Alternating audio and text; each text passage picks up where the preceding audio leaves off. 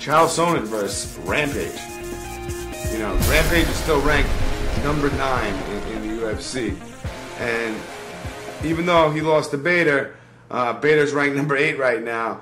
And Quinton Jackson's still there. So Chael Sonnen, he's leaving the 185-pound division. He had a little bit of an issue making the weight and feeling comfortable in the fight. And it showed. You could tell at the weigh-in he didn't look right.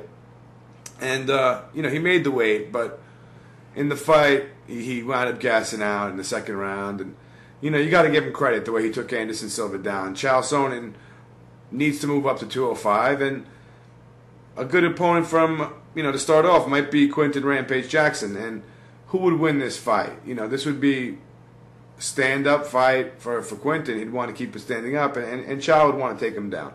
So if Chael could flip him on his back real fast, you know, Chael's going to take him down and go from there. If he couldn't, and I think he'd be able to, definitely. If he couldn't, you might see a little bit of struggle along the cage. Rampage is hard, strong as an ox, and hits hard, and it's hard to take down, you know.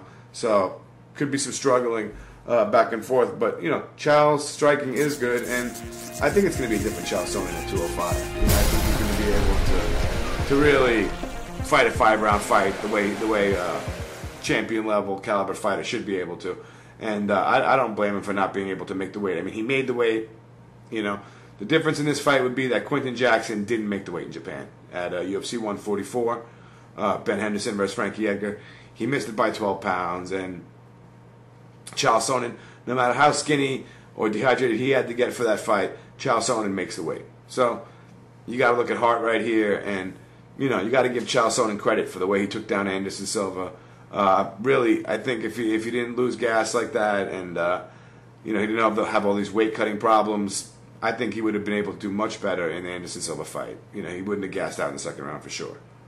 And the way he was taking him down was just great. You know, for Chael Sonnen, he really had Anderson's number as far as, you know, taking him down. No one takes down Anderson like that. He did it easily. So somehow, some way, whether he took Quinton down or had to fight him, you know, standing up and going for takedowns, mixing it up, Chael Sonnen would definitely win this fight. And moving on, guys, what I think is that you got to bet your money against Rampage. The guy, you got to bet your money against him because he didn't make weight that last fight. Bader beat him. And if you didn't bet money on Bader last time after you heard that he missed weight by 12 pounds, just wait to see who Quinton fights next.